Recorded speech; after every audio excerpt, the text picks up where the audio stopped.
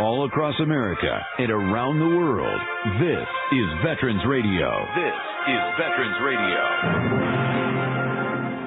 And welcome to Veterans Radio. I am Jim Fauson with veteransradio.net. I am your officer of the deck today, Lieutenant J.G. Type. We have two great programs for you today that I think you'll truly enjoy. I know I did in talking to these individuals. We always want to remind you can find more about Veterans Radio at its Facebook site or by going to veteransradio.net, where we're on the web 24/7. You can find a lot of our podcasts there as well. We post new ones every Tuesday. And before we get started, we want to thank our sponsors. First up, we want to thank National Veteran Business Development Council, nvbdc.org. It was established to certify both service-disabled and veteran-owned businesses. You'll find out how they can help your business by going to nvbdc.org. We also want to thank Eisenhower Center. It's a brain injury recovery center. Learn more about eisenhowercenter.com. They're located in Michigan and in Florida. We want to thank Legal Help for Veterans. Legal Help for Veterans fights for veterans' disability rights all across the nation. You can reach them at 800-693-4800 or on the web at legalhelpforveterans.com. Contact us if you'd like to be a sponsor on Veterans Radio, and let's move on to our program. We want to welcome to Veterans Radio today Deanne Bonner-Simpson, a veterans disability lawyer with Legal Help for Veterans and who is the practice group leader. Deanne, welcome to Veterans Radio. Thanks, Jim. I'm glad to be here. Well, we want to talk about some new presumptive conditions that VA has recognized relative to Agent Orange exposure. Tell us a little bit about the new presumptives. Sure. The VA announced on May 27th that there are three new conditions they will consider under the presumptive service connection for Agent Orange exposure, which are bladder cancer, hypothyroidism, and Parkinsonism. And what does the fact that these are now presumptive conditions mean? So the VA has recognized certain areas where people have served where they know veterans were exposed to Agent Orange.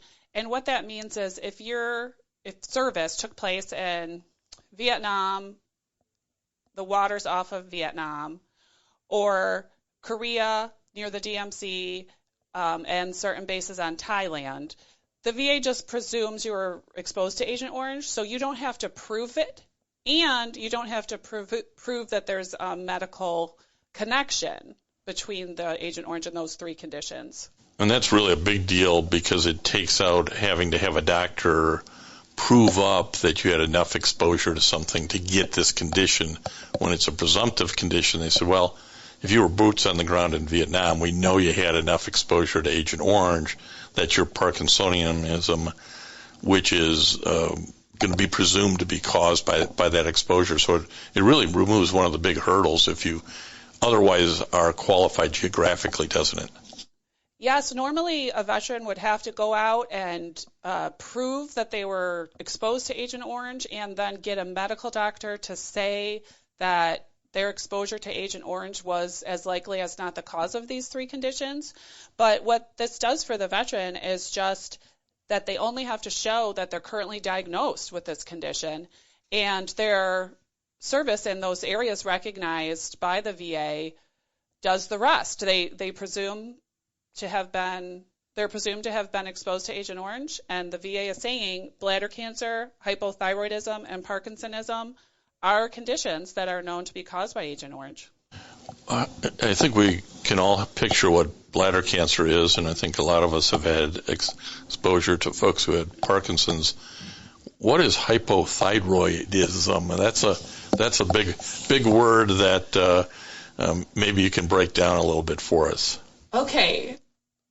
So the hypothyroidism is a condition that affects a person's thyroid gland. And what happens is that the thyroid gland will not produce enough of certain hormones in the body. This can cause health problems in a person such as obesity, joint pain, infertility, and heart disease. Wow, so it can have an impact throughout the whole body system. That's pretty amazing stuff. Now, folks, Vietnam-era guys who were exposed to Agent Orange had to fight for a long time to say, well, Agent Orange geographically was also in Korea or Thailand or elsewhere, so maybe that geographic argument's probably not done because the folks in Guam are arguing about it. But now these presumptives come up.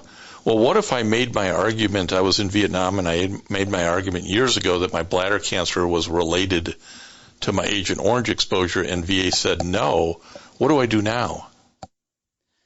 So for Vietnam veterans specifically, there was a lawsuit back in 1991. It was a class action in a federal court in the Northern District of California, and it was called Niemer versus the Department of Veterans Affairs. What happened was the class action had a settlement, and the court ordered the VA to look back every time there are new presumptive conditions added for Agent Orange exposure in Vietnam veterans. The VA has to look back at previously denied claims. In this case, it would be for these bladder cancer, hypothyroidism, and Parkinsonism. And if a veteran was previously denied, now the effective date can go back to that original date of claim because of this class action settlement.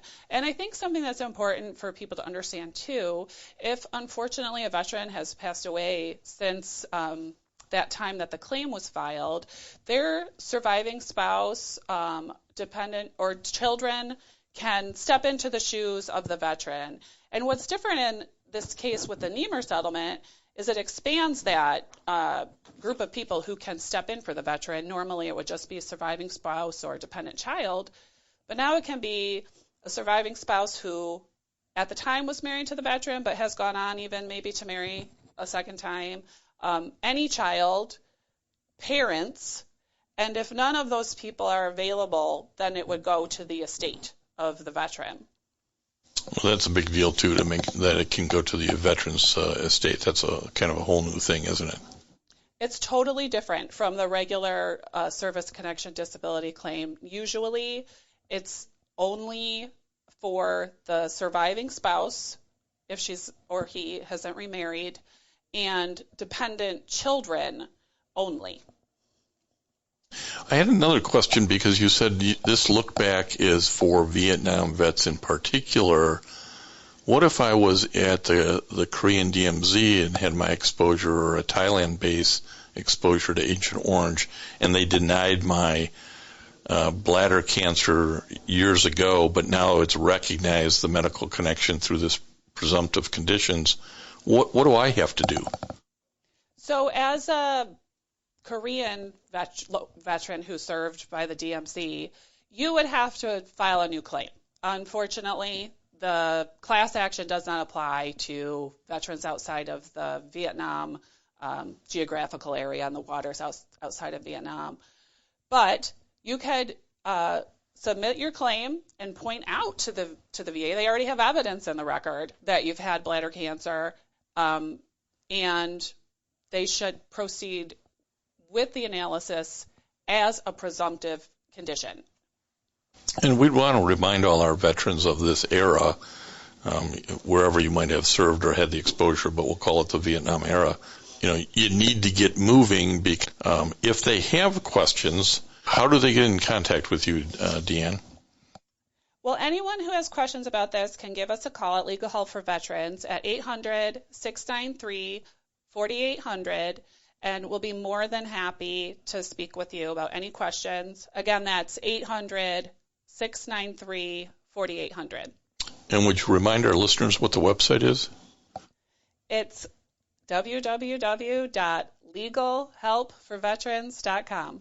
Well, we appreciate Deanne Bonner-Simpson taking some time today to talk to Veteran Radio listeners about these 3 new presumptive conditions to the list of Agent Orange exposure disability, and so that our veterans can think about, do they have an old claim they have to revive? Is there something that they should do? Did they never file because they just heard it they couldn't? But now maybe there's a new opportunity. So thank you for coming in today, Deanne. It's my pleasure. Thank you. Before moving on to our interview with Dean Wegner, a U.S. Army veteran, West Point graduate who's got a cool business, we want to thank some of our sponsors. In particular, we want to thank our VSO sponsors. So Vietnam Veterans of America, Charles S. Kettle's Chapter 310, VFW Graf O'Hara Post 423, and American Legion Pressgun Post 46, all in Ann Arbor. You can help support Veteran Radio as well. Go see us at veteransradio.net and contact us. And we want to remind you that one of our sponsors is U.S. Wings. They produce those really cool bomber jackets that the military uses. We're giving away a Top Gun Maverick jacket every month, so check in on that as well and check them out at uswings.com. Let's move on and hear from Dean. We want to welcome to Veterans Radio today Dean Wegner. Dean is the brains behind, the creator of Authentically American. And it's a long time anybody's called him the brains behind something, I can tell. But we have him on today as a spotlight on National Veteran Business Development Council, NVBDC.org. Veterans Radio America has a relationship with NVBDC.org, which is the nation's leading third-party authority for certification of veteran-owned businesses of all sizes. The 501c3 nonprofit was established in 2013 and addressed the growing need to identify and certify both service-disabled and veteran-owned businesses in governmental and commercial or corporate marketplace. NVBDC administers a rigorous certification process designed to withstand the scrutiny of governmental and corporate entities seeking to utilize certified veteran-owned businesses. Dean, welcome to Veterans Radio.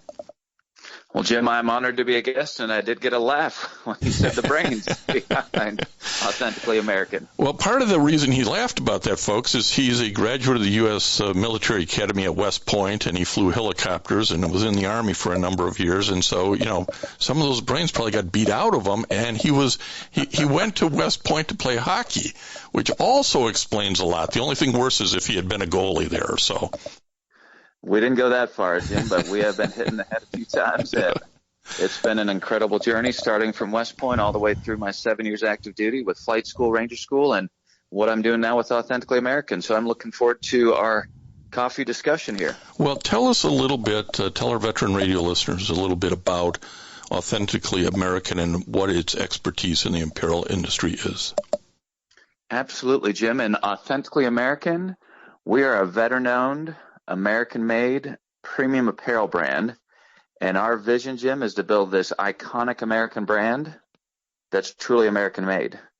And if you think of brands like Nike or Under Armour or Land's End or Polo, they are all iconic in their own right, but not a single one of them, Jim, is American-made. And we're passionate about job creation. And to give you some historical context, when I graduated from West Point in 1993, over 50% of the apparel in the U.S. is made in the U.S., and today, Jim, it's less than 3%. Yeah, that is all that's made here. It's a shocking number, and it's, I guess probably most people would say, is anything really made, any apparel really made in the U.S. anymore? How is that, competition or ability to even find craftsmen who can do the work that you want to do? Well, Jim, it is not easy, but I will tell you, last year, in the middle of a global pandemic and having contract manufacturers across the U.S. in 12 states, there's not a lot of them, but the ones that are there, they are amazing. And I wish, Jim, we were here in person instead of via phone, via radio, because if you could touch and feel our T-shirts and how soft they are, if you could see, the performance polos that we have, or if you could wear the socks, you'd say to yourself, Dean, I know they're American-made, but more importantly, these are just amazing products. I mean, they're just phenomenal. And that's why, first and foremost, we reinforce our products. It's important to be American-made, but as a consumer brand, we love to highlight that our products are amazing.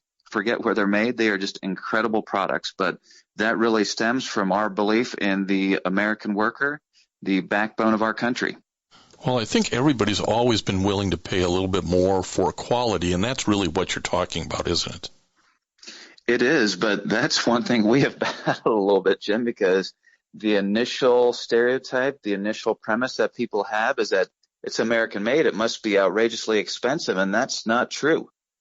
If you go to our website, authenticallyamerican.us, and look at the consumer brand or collegiate side, we are very competitively priced, and that's an intentional choice. So if you're used to buying a Nike Polo, or your business is partnering with Land's End and you want to partner with us, what you will say likely is two things. One is, again, amazing product, but number two, very competitively priced. And we're going to talk some more about the business itself, but why was it important to be certified as a veteran-owned business by NVBDC? There is really two reasons, Jim. One, I had such an incredible 7 years after my 4 years at West Point, just loved the opportunity to serve my country.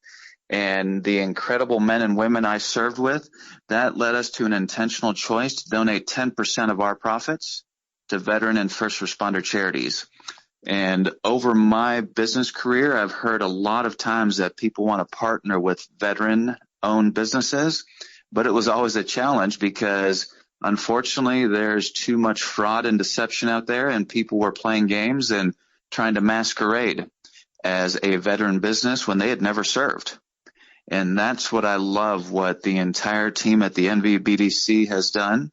Keith King and Amy Applewhite and the entire crew, they have built something truly special so that if you are a business, especially one of those large Fortune 500 businesses who have a lot of dollars to spend, and you want to work with an authentically veteran-owned businesses, NVBDC now makes that possible for you to do that and not have any concern whether it is legitimate. And really, you don't have to be a Fortune 500 company to be certified, but you get this networking and involvement with those kinds of companies. Did you think maybe you were too small to get certified and realize any of these networking benefits, or did you feel when you started this process that, hey, I'm right in the sweet spot and this is going to help me grow? Well, Jim, I absolutely feel that we're in the sweet spot, and the reference to Fortune 500 was those companies that are buying or want to buy from veteran-owned businesses. That was really the context there. And, we are a small, moving into a middle market company, and we love it when we have an opportunity to partner with those bigger companies. So I've never felt that we were too small. I felt that this was just a great platform and an opportunity to highlight something that I believe in, and that's being a veteran-owned business. Yeah. During your certification process, tell us about how rigorous it was and how comfortable you are that everybody else who's certified is equally legitimate. Well, Jim, after the process, I was exhausted. And it was not something that was overbearing, but it, to me, was at the right level because, they look into DD 214 and all the official documentation that says I served. And then there was also a visit that came from, the general that came out and spent time with us at our office in Nashville, got to meet me, got to meet my team, and understand and realize that, we are a legitimate business. So it was the right touch of, online data, submissions, paperwork to validate that, but then also in-person visit to make sure that it was a legitimate business. Well, I think that's one of the unique things about NVBDC is not only are they certifying you, but they are working towards helping you be successful by hopefully creating some opportunities to sell to those major companies. Have any of those opportunities worked out for you? They are right now, and to your point, that's one thing I love, Jim, about NVBDC is it wasn't the push to get us certified and then they move on. We have continued to maintain a relationship, and the fact that you and I are talking right now is a testament to that. I've continued to keep in touch with Keith King and Amy Applewhite, and, they've heard a lot of the great work that we are doing. And one of the ones I'm most excited about is a number of the charities and nonprofits that are also veteran-focused that partner with NVBDC because they are going to be new clients of ours. And the reason, Jim, I'm so excited about this is we as a company are passionate about giving back. And we play that out two ways. Number one, We very intentionally donate 10% of our profits to veteran and first responder charities. But in this context, the important one I want to highlight is when we partner with a charity or nonprofit, we provide our goods and services at cost. So you're getting amazing American-made product, and this provides you an opportunity as a charity to build your brand and help raise some money in the process. Well, a great giving back, and I think you can't find a better testimonial than Dean Wegner with Authentically American NVBDC and the value of being certified by that group. We have up the full interview with Dean Wegner and more talk about his business, Authentically American.us, on our podcast. So go to veteransradio.net. Click on the Blog Talk button and go listen to the whole thing when you have a chance.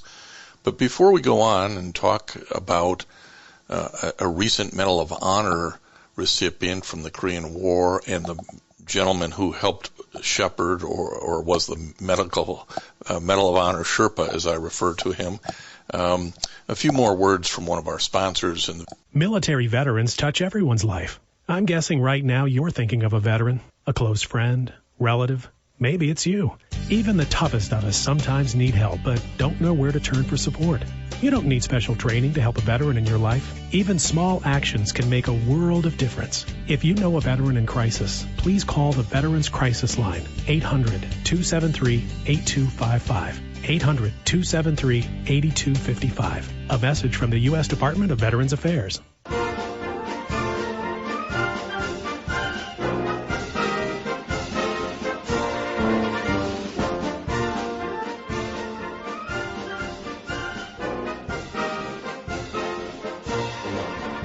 Now that we have all of our Army veterans standing at attention for their rousing march, we want to bring you a story about a Korean War veteran who was recently provided the Medal of Honor. It's Colonel Ralph Puckett, sort of the grandfather of the Army Rangers. But we're going to tell the story a little differently, as we like to do here on Veterans Radio, and we're going to tell it from the viewpoint of the gentleman who kind of made it his life mission to get Colonel Puckett's medal upgraded to the Medal of Honor. We want to welcome to Veterans Radio today Lieutenant Colonel John Locke, retired U.S. Army, and we're going to talk about the most recent Medal of Honor recipient, Colonel Ralph Puckett, who was 94 years old when he received the Medal of Honor. He was given it to him by President Biden in May of 2021. Colonel, welcome to Veterans Radio. Well, Jim, thank you very much. I appreciate you having me on. Well, let me just set this up so that our listeners understand you're kind of the real deal, and then we'll get to the story. But as I mentioned, you retired from active duty as a lieutenant colonel. You served for 28 years from 1974 to 2002. You went to the West Point. Got your BS in electrical engineering and computer science, and you picked up a master's degree in operational research and statistics from Rensselaer Polytech Institute.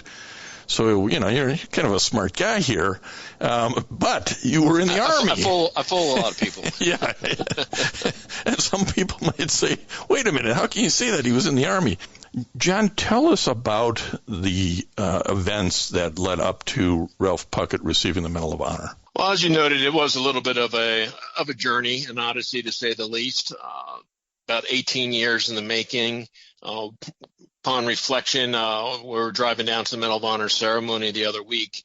I was going over it with my wife, and it dawned on. I was trying to figure out exactly what the impetus was that set this all off. I obviously I'd written a book on Ranger history, and I'd literally, embarrassingly, stumbled across the Battle of Hill 205 and then Lieutenant Puckett.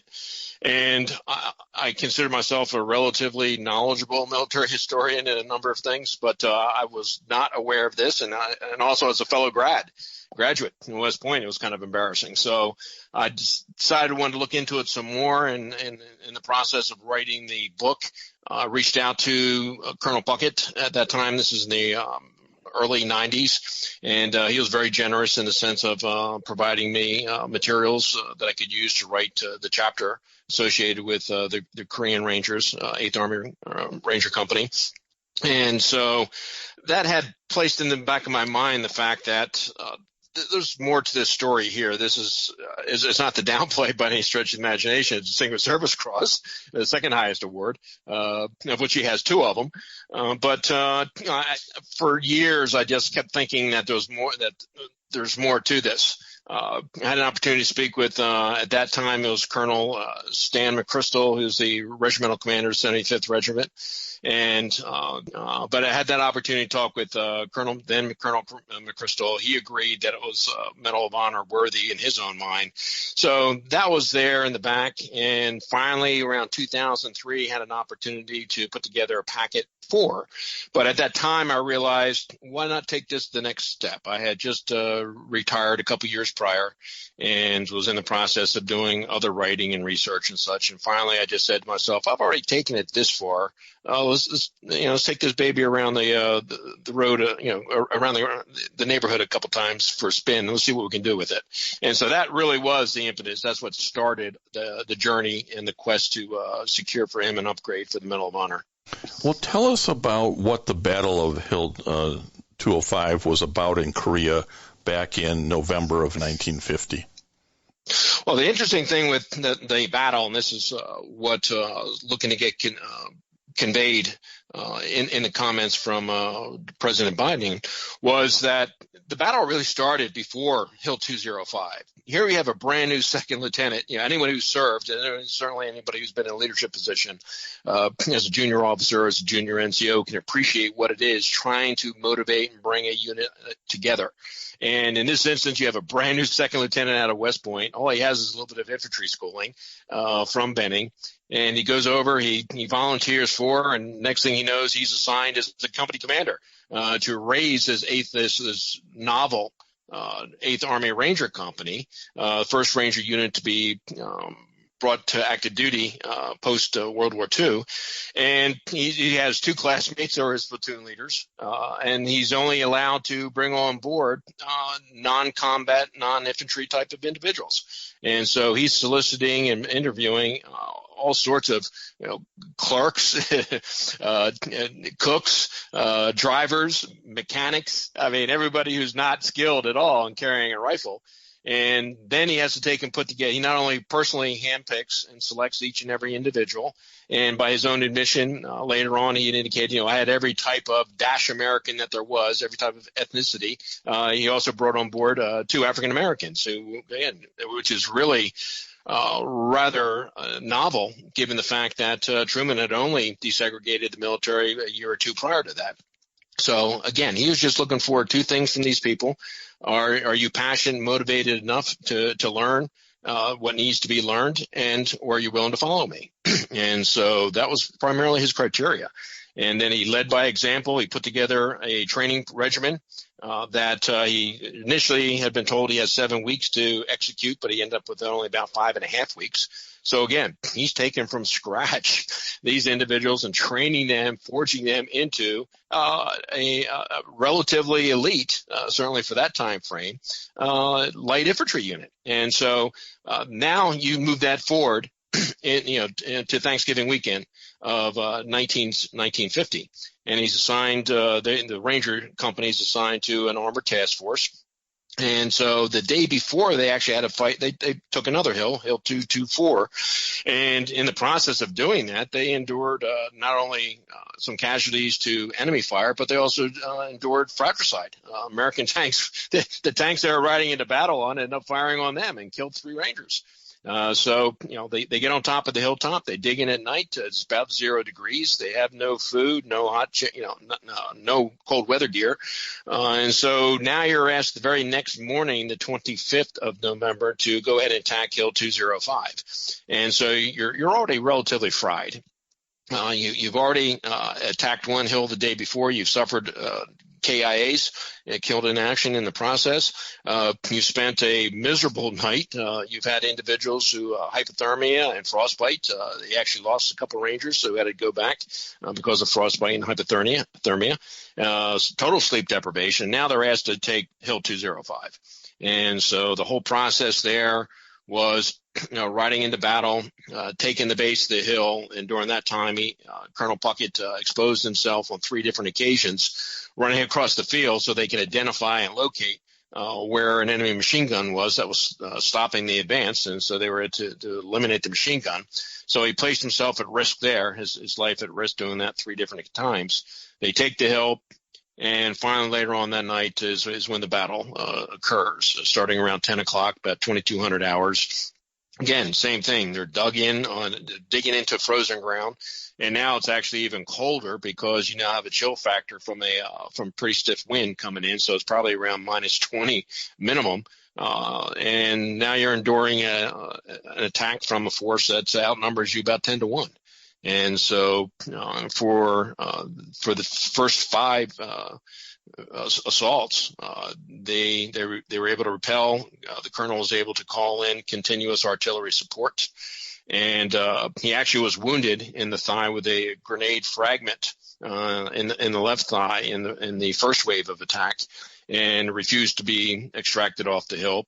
Later on, he was wounded again in the left shoulder during another attack, so he has a second set of wounds, and he's still moving around. He's calling in danger close fire. Another episode, there was a Chinese sniper, enemy sniper, approximately 20 or so meters away, and taking pot shots at his guy. So he called out, "Okay, I'm going to do my bit here," and he runs once. The sniper shoots at him, and they shoot at the sniper and miss. He runs the second time. Same thing happens, and he says, as he relates the story, he says, "Okay, I called out to my guys the third time. You better get him this time because I'm not running anymore."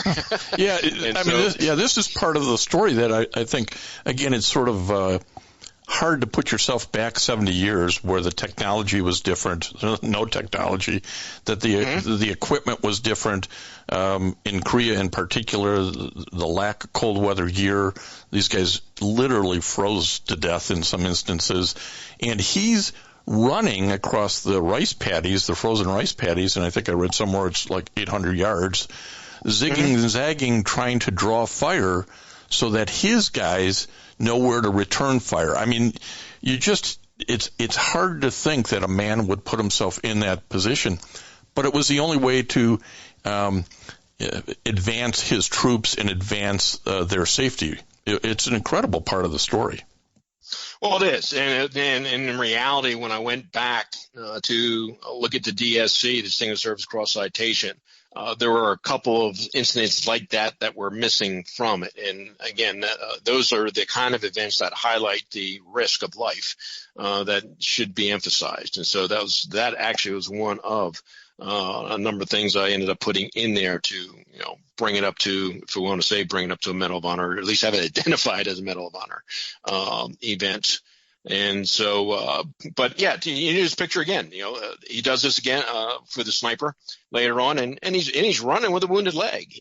he's already taken some shrapnel in the thigh, so he's not exactly at full speed when he's doing this. And at the same time, he's redistributing ammunition. And this is the other highlight that is really stunning. You think about it.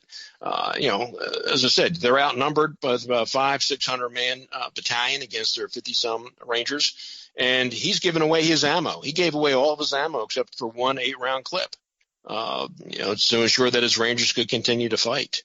And so finally on the sixth and final assault, which was around 2:20, 2:30 in the morning, that stage of the game, about 4.5 hours into the battle,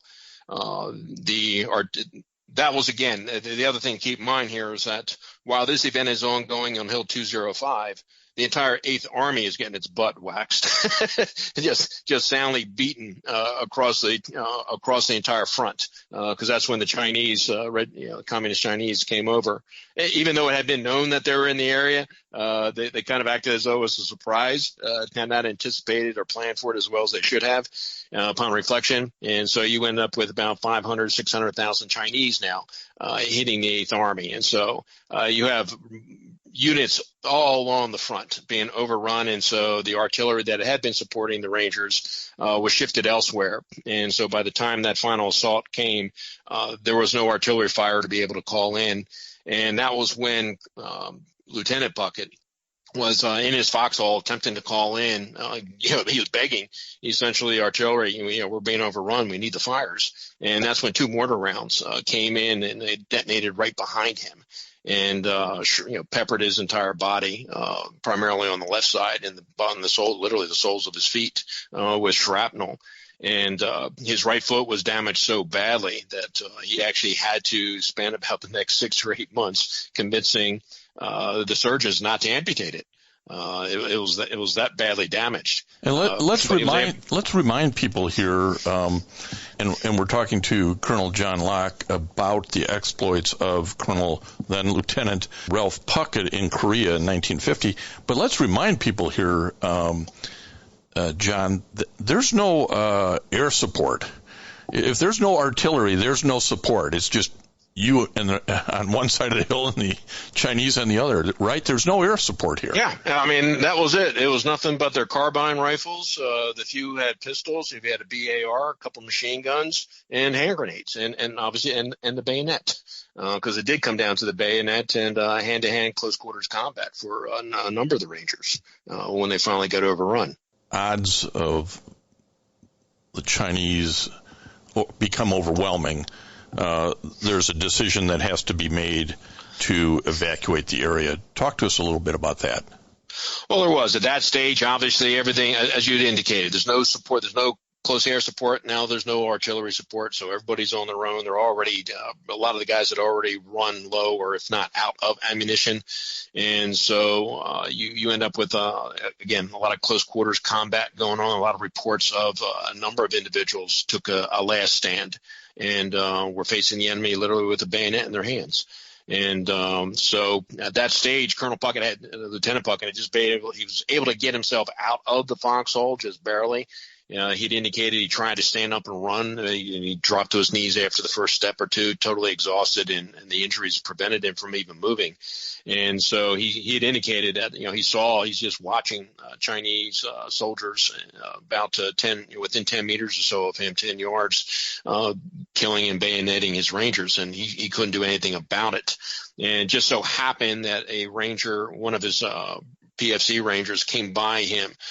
He had lost his weapon in the battle, so he wasn't armed at the time. And Colonel Puckett, Lieutenant Puckett said, leave me behind. And that was PFC Judy. And he went down the hill, but he didn't just leave him behind. He encountered 2 other PFC Rangers, PFC Walls and Pollock, and indicated to him that the commander was back up the hill. And, he needed help. And so those 2 charged back up. They were armed, still had some bullets. And so they literally charged back up the hill knowing what they were facing and came upon the lieutenant there. They killed 3 Chinese soldiers in the area. And then one of them picked him up, and while the other provided covering fire as they tried to move him down the hill. And they could only carry him it was about probably 300-400 meters. They had to get back down that hill because it's a slope. It's not, 205 indicates it's 205 meters high, but you're going on the angle, the hypotenuse of the right triangle there. So you're covering a lot more distance than the 205 meters. And you're also being shot at. And you're almost out of ammunition, and there's no support. Yeah. And apparently, when they did come up to get him, that was the second time that he said, save yourselves, leave me behind, but they refused. They picked him up, they took him down, they got to a small ravine, and they took inventory there, and they literally they no longer had any ammunition left, and they had 1 grenade.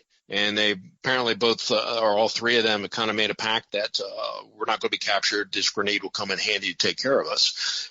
So at that stage, Lieutenant Puckett, for a 3rd time, told his men to leave him behind. And they refused to do that. So he said, okay, fine, put me on my back and just drag me down the hill by my arms. And that's what they did. They drug him down, and he was suffering such pain.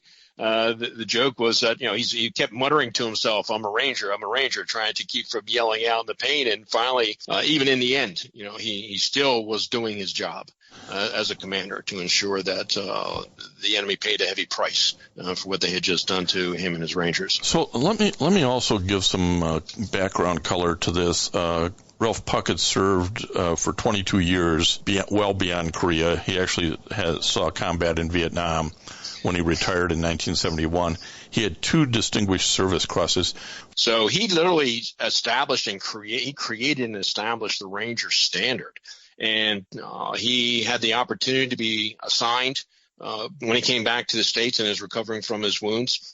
To the infantile, the infancy, I should say, of the US Army Ranger Col. The course was just being started then, and he was one of the initial cadre.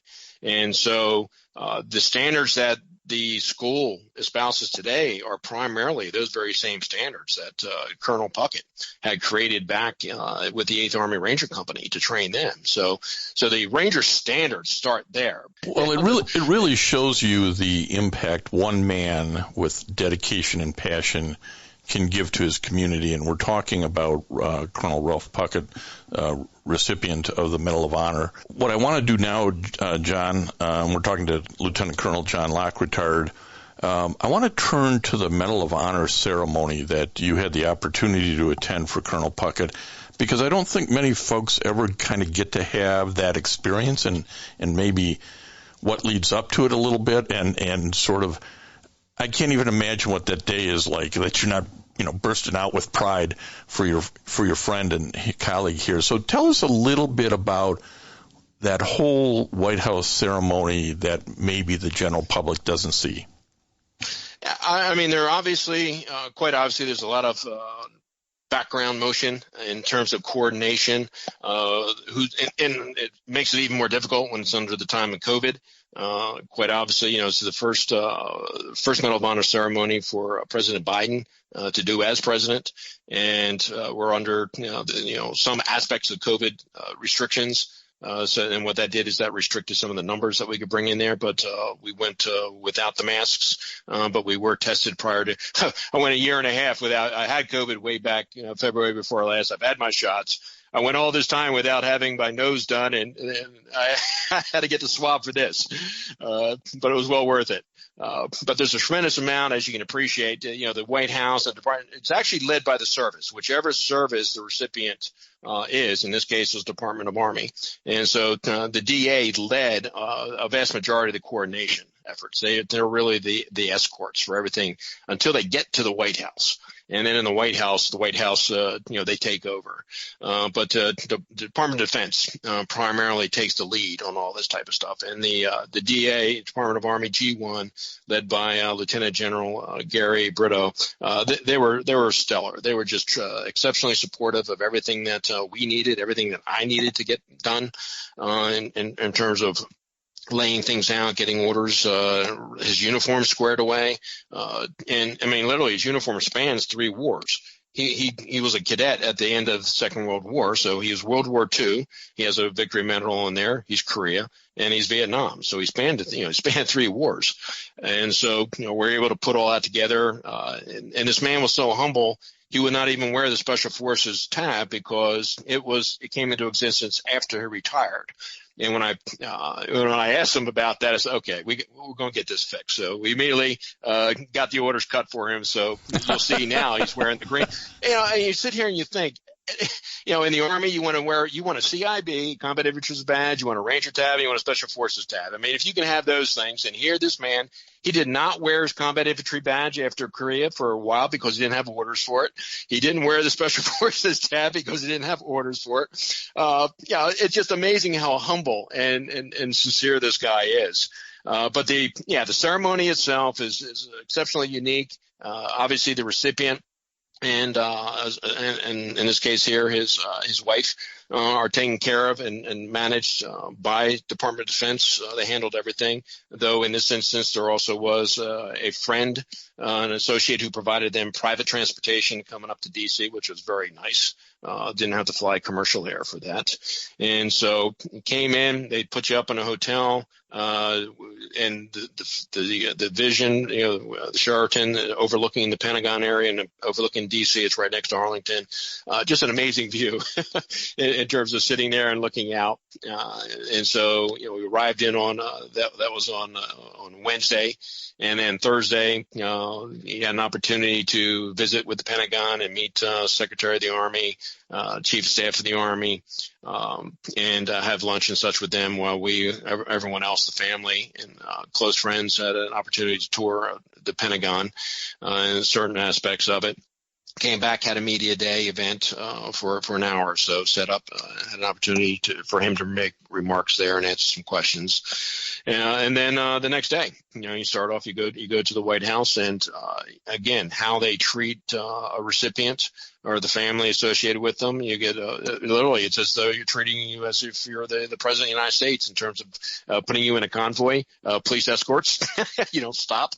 You go through all the lights. I mean, it's a nice experience to observe and to be part of from the inside.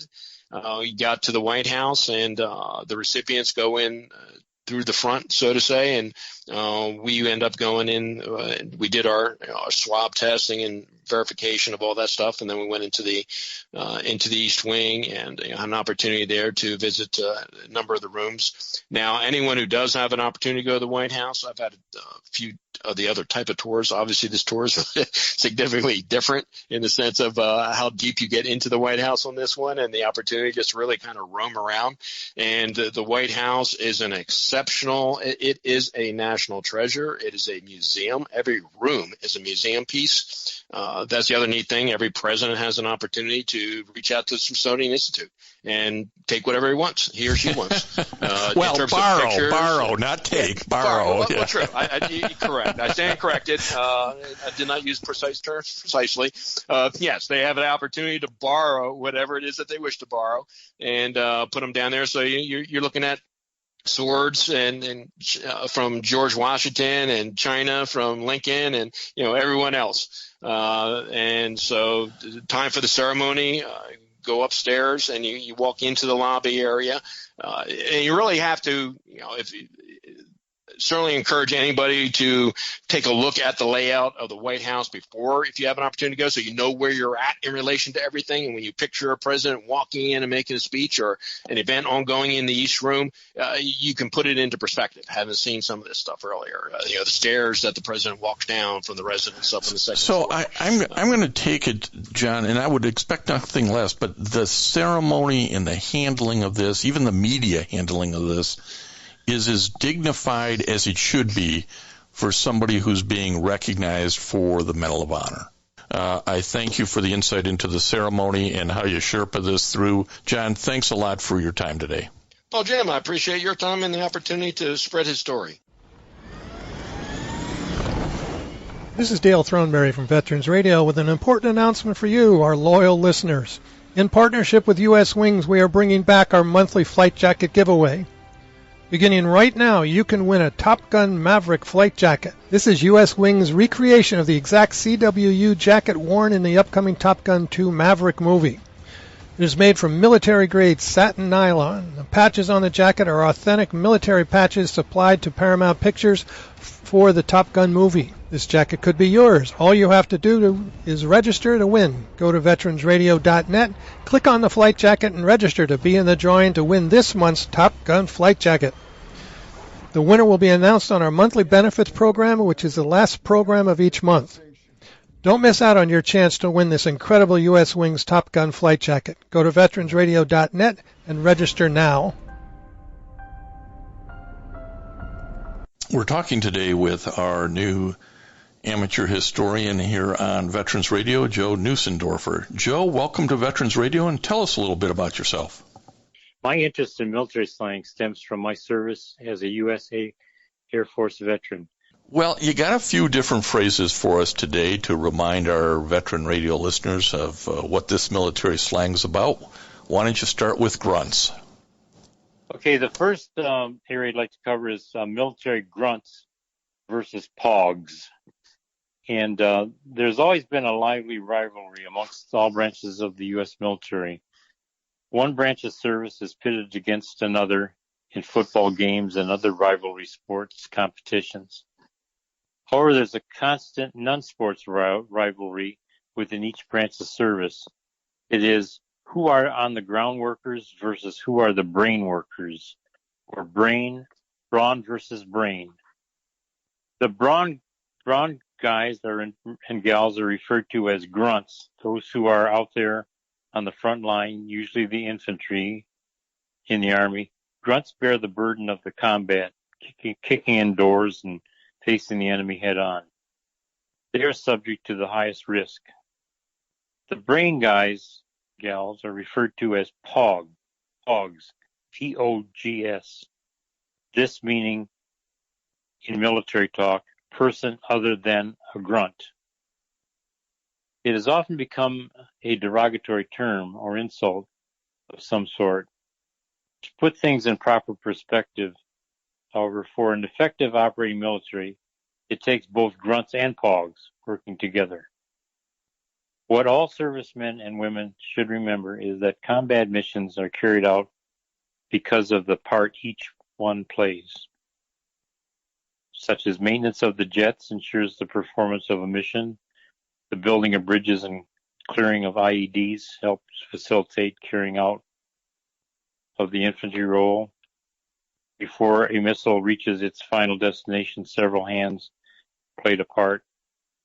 You can't fight the enemy without ammunition transport to the fight or indirect fire from air support. So let's give a vigorous Veterans Radio shout out and salute to both grunts and POGs that are all doing their part to keep us safe. Well, Joe, and I think anybody who's been in the service, you also realize that sometimes you're a grunt and sometimes you're a POG.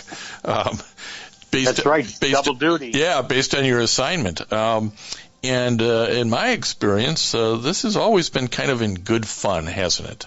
Yeah, absolutely. It's no insult intended on any part. It's all tongue in cheek. Well, if I think in the civilian world they might have figured out what a grunt was, that ground pounder who's doing the work, busting down the doors. But now right. you've enlightened them about what POGs are. So I think some of them may want to be recognized as a POG in their organization. So great little update on some military slang for our veteran radio listeners. Joe, I'd like to have you turn to another term that you sometimes hear. Certainly in the military we understand it, but I don't think they do in the civilian world. Scrambled eggs. Yeah, scrambled eggs. That's interesting. It's a military slang term for the typically leaf-shaped embellishments found on the visors of peaked caps worn by military officers. The phrase is derived from the resemblance that the emblems have to scrambled eggs, particularly when the embellishments are golden colored. In the United States Armed Forces, scrambled eggs is a nickname for the golden oak leaf and acorn embellishments known as fretting on the bills or visors of frame service and dress uniform caps, called service caps in the Army, combination covers in the Navy and Coast Guard, barracks covers in the Marine Corps, and so on, that are worn by field grade and general officers in the rank and grade of major or higher in the Army and in the Marine Corps, and senior and flag officers in the rank and grade of commander or higher in the Navy and Coast Guard. In the U.S. Air Force, the embellishments on caps are silver, not gold. They are referred to as sparks, farts, and darts, lightning bolts, clouds, and arrows. The reason for the blue, the silver, is the uniforms are blue, and it just really blends in. Well, again, this is one of those things that anybody who's probably watched a TV show has seen a military cap with a bunch of coloration. Those are the scrambled eggs right on the black bill generally.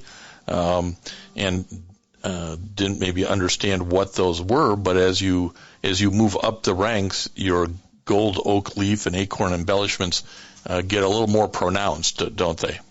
Yeah, absolutely, and especially you see them when they come in for congressional testimony and stuff on C-SPAN. They're full dress uniform, the generals, and they got their scrambled eggs all over them. Well, and it's, from somebody who has risen through the ranks, it's quite a distinguishing feature. But what it also helps, and I think a lot of people don't understand this, is all of these military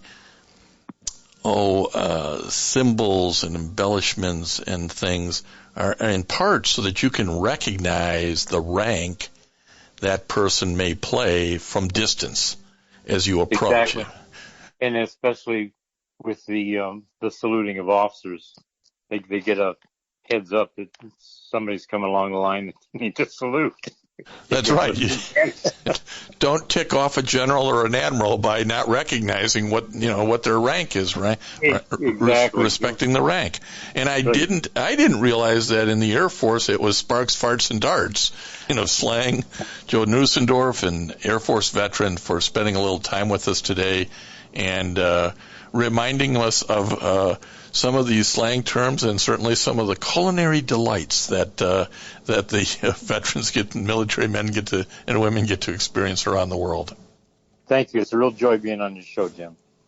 Well, we certainly hope you enjoyed today's show. We brought you a lot of different information.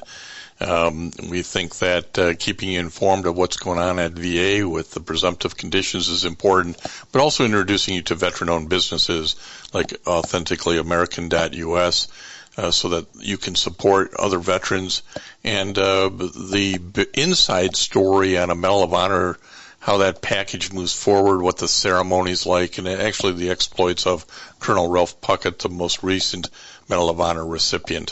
So, and you always got to get a chuckle out of some of the military slang. So we appreciate Joe Neussendorfer joining us for that as well. So reach out to us on Facebook at Veterans Radio. Look at us at veteransradio.net. We always appreciate your comments. Give us some show ideas. We're working with some new co-hosts that'll bring some new ideas to the table. And until next time on Veterans Radio, you are dismissed.